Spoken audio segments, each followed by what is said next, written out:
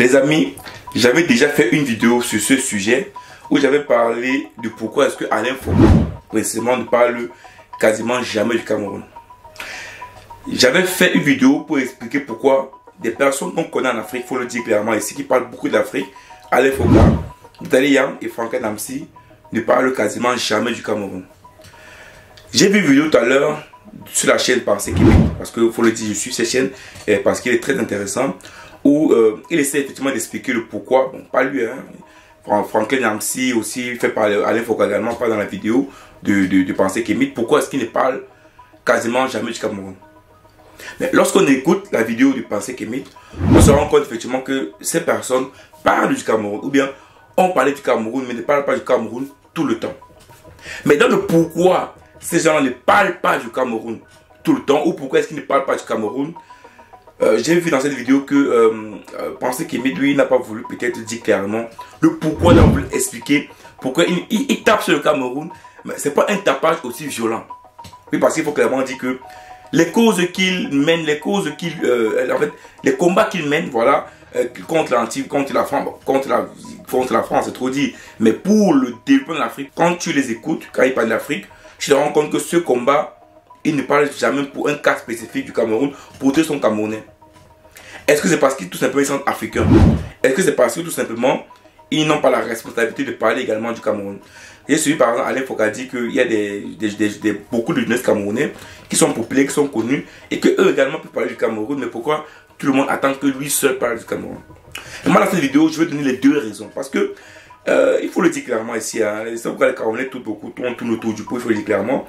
Il y a deux raisons principales pour moi qui est parce que ces gens ne parlent jamais du Cameroun, quasiment jamais, parce que jamais c'est trop dit, quasiment jamais, parce qu'ils parlent quand même du Cameroun, mais pas tout le temps. Oui, la première raison c'est quoi? C'est qu'on sait pertinemment que taper trop fort contre le Cameroun, contre un pays où le peuple même ne se révolte pas, ne se réveille pas, c'est une parole qui ne servira à rien. Regardez tous les peuples de l'Afrique de l'Ouest qu'on parle aujourd'hui qui sont révoltés. Qu'on parle du Mali, qu'on parle du Niger, qu'on parle du Burkina Faso, qu'on parle même du Sénégal. Tous ces pays ont un dénominateur commun, c'est que le peuple est conscient. Le peuple sait où il veut aller. Le peuple se réveille. Le peuple ne veut plus des entreprises françaises et étrangères qui viennent piller le pays. Quand il y a n'importe quoi, le peuple sort pour revendiquer ça. C'est des pays où le peuple est responsable. Mais regardez les pays d'Afrique centrale, qu'on parle du Congo-Kinshasa, qu'on parle de la Guinée équatoriale, qu'on parle du Cameroun, qui parle des pays où les présidents ont plus de 40 ans au pouvoir, vous allez remarquer que le peuple ne parle pas. Alors, comment vous voulez qu'un journaliste qui parle d'un pays où le peuple ne parle jamais, où les journalistes ne parlent jamais, vous croyez que sa parole va faire quoi?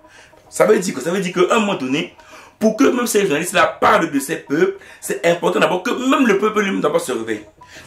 Il a dit clairement dans une vidéo à l'époque que le Cameroun, c'est un pays que lorsque tu parles du Cameroun, des personnes qui étaient avec toi te critiquent beaucoup plus davantage. Ils te critiquent beaucoup plus que des personnes qui étaient contre toi. Tu comprends réellement qu'on est dans un système où le peuple est tellement bipolaire, c'est-à-dire quoi? Le peuple ne suit pas ses leaders, le peuple ne suit pas ces gens-là, que ça fait que ces personnes, s'ils parlent du Cameroun, c'est pour parler de quoi? Bien sûr, c'est pour parler dans le vide. Parce qu'après, le changement dans un pays d'abord vient du peuple. N'oubliez pas ça. Le changement dans un pays vient d'abord du peuple. Ça ne vient pas d'un président, ça ne vient pas d'un journaliste, ça ne vient pas d'un activiste, ça ne vient pas de quelqu'un qui bavarde tous les jours sur Internet. Non, ça vient d'abord du peuple. Est-ce que les peuples d'Afrique centrale sont les mêmes peuples d'Afrique de l'Ouest? Si tu réponds à cette question, tu comprendras pourquoi, même si les journalistes camerounais ou d'origine camerounaise, Franck Namsi, Alain Foka, même si ces personnes parlent davantage du Cameroun, dans tous les cas, on a des personnes comme Valseo. Ils parlent du Cameroun tous les jours. Et je pense que même son édito sur YouTube, sur Facebook, c'est davantage du Cameroun. Mais qu'est-ce qui change concrètement? Parce que le peuple n'a pas décidé que les choses changent. Donc pour moi, la première raison qui fait que ces personnes ne parlent pas du Cameroun, c'est qu'ils savent personnellement que le peuple ne leur suivra pas. Oui, le peuple ne les suivra pas. D'ailleurs, ils savent que la bipolarité des Camerounais, même pas seulement les Camerounais, des peuples d'Afrique centrale, parce que tantôt, est très élevée. Donc c'est normal à un moment donné qu'ils s'occupent des pays où ils savent que le peuple veut un changement, le peuple veut une nouvelle dynamique. Voilà, on a vu la Guinée, on a vu le Sénégal, on a vu le Mali, on a vu le Burkina, on a vu le Niger. C'est les peuples qui veulent du changement, qui veulent du nouveau, qui veulent de la nouveauté. Et comme ça, il faut les suivre, il faut les aider, il faut parler d'eux, il faut les encourager. Il faut essayer de les tenir, de soutenir ces peuples-là. C'est normal. Mais si à un moment donné, le peuple d'Afrique centrale ne décide pas, effectivement, de pouvoir travailler, de pouvoir se battre pour son émancipation, c'est pas Alain Foka, Nathalie Yang ou bien Franklin Nyamsi qui va venir changer les choses. Et enfin, la deuxième raison pour moi, qui explique pourquoi ces trois personnes très connues, il faut le dire clairement, ici, très connues sur Internet et qui parlent beaucoup de la liberté africaine, ne parlent jamais de leur pays d'origine, le Cameroun ou de leur pays, c'est aussi parce que ce sont des personnes qui pensent que leur parole est africaine. Regardez les chroniques d'Alain Foka, regardez les chroniques d'Antani Yam, regardez les chroniques ou même les directs de Franklin Nyamsi.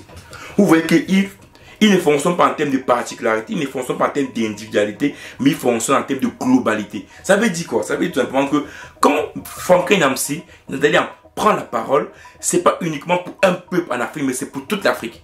Mais oui, c'est pas pour un peuple en Afrique, mais c'est pour toute l'Afrique. Parce qu'ils ont compris une chose, c'est que le seul moyen pour l'Afrique de se développer, le seul moyen de pouvoir s'assurer qu'on aura un petit espoir de développement en Afrique, c'est que les Africains soient unis. C'est que les Africains deviennent une confédération comme les pays de l'Alliance du Sahel.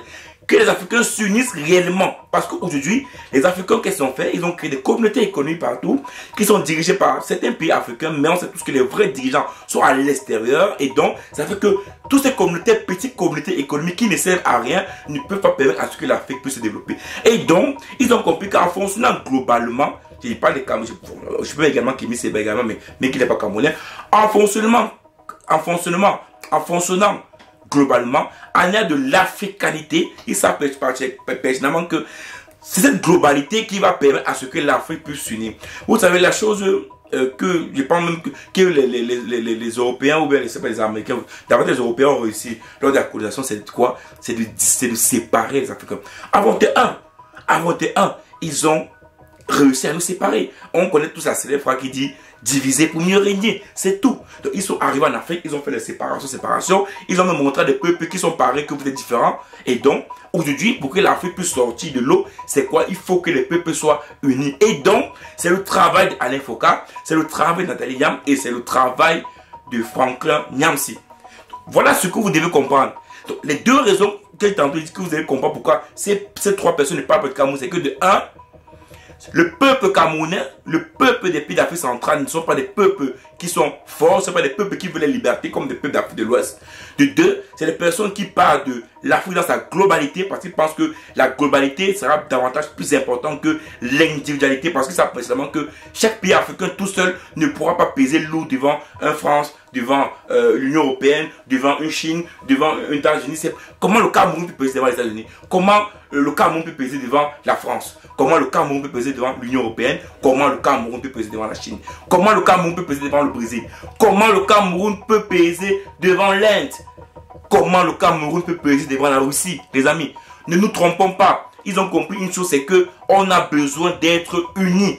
On a besoin d'avoir des confédérations. On a besoin que nos 52 pays soient des confédérations qui travaillent tous ensemble. C'est le moyen qu'on a besoin en Afrique pour davantage se développer. Et donc, leur rôle, leur travail, donc, c'est de permettre à ce qu'il y ait cette globalité, qu'il y ait cette union entre tous les peuples africains. Donc, ne venez pas les dire qu'ils doivent uniquement parler du Cameroun. Mais non, parce qu'ils savent pertinemment que non seulement le peuple camerounais n'est pas prêt, mais deuxièmement, ils savent que le développement de l'Afrique passe par la globalité, ça passe par l'union des peuples africains. Donc voilà pour moi les deux raisons qui expliquent clairement pourquoi ces trois personnes ne veulent pas se focaliser uniquement sur le Cameroun. D'ailleurs, ils parlent du Cameroun.